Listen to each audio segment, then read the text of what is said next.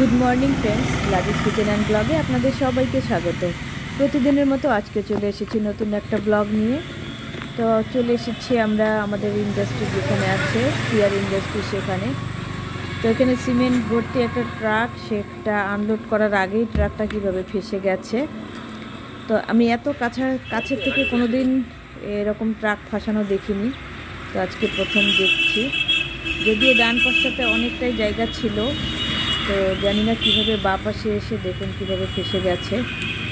তো প্রথম দেখলাম, তাই আপনাদের সাথে শেয়ার করলাম। একটা জেসিপি নিয়ে এসেছে, সেই জেসিপিটা দিয়ে ট্রাই করছে, জেসিপিটা দিয়ে ট্রাকটাকে ধাক্কা মেরে তোলার, কিন্তু পারল না।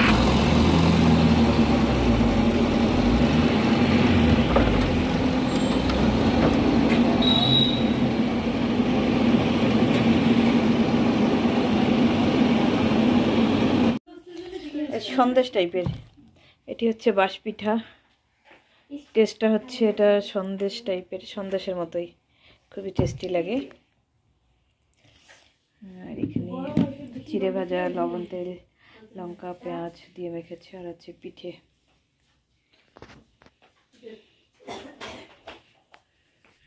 রথবাড়ি ঘাট থেকে আমার মেজো ভাইয়ের ঘরে এখন আসলাম।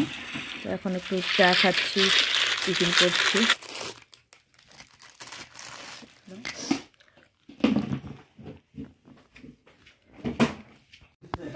ভাই এবার আসার সময় নিয়ে আসলো ভাপা পিঠে, গরম গরম ভাপা পিঠে। তো কিছুটা গরমের জন্যই ভেঙে গেছে। নিয়ে এসেছে 12 ভাজা, অনেকে ঝালবুট বলে এটাকে।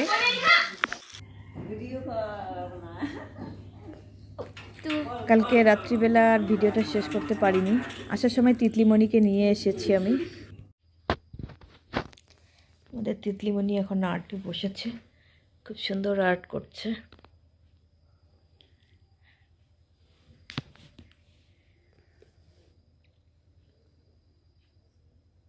একটা নারী, তার পেছনে বিনুনি করা, এবং সাইডে হচ্ছে ফুল।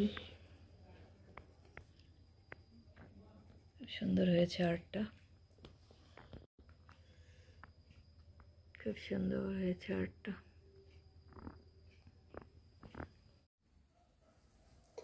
এবারে মণি ফেব্রিক দিয়ে একটা হচ্ছে অ্যাস্ট্রে, সেটাকে আর্ট করছে। প্রথমে সাদা কালার দিয়ে অ্যাস্ট্রের উপরটা আর্ট করে নিল। আস্তে আস্তে সম্পূর্ণটাই আপনাদের সঙ্গে শেয়ার করছি।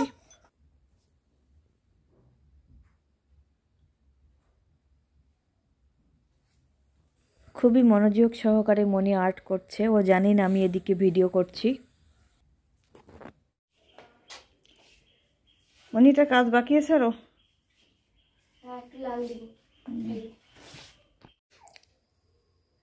তিতলিমণি জাস্ট আর্টটা এক্ষুনি ফিনিশিং করলো। এইখানে মাঝখানে হলুদটা খুব সুন্দর ফুটে উঠেছে।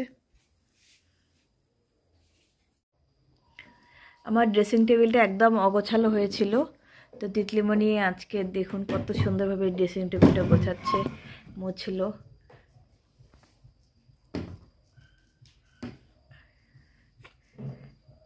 বাড়িতে মেয়ে থাকলে এই একটা সুবিধা হয়ে থাকে, মেয়ে মানুষ খুব সুন্দর করে গোছায়।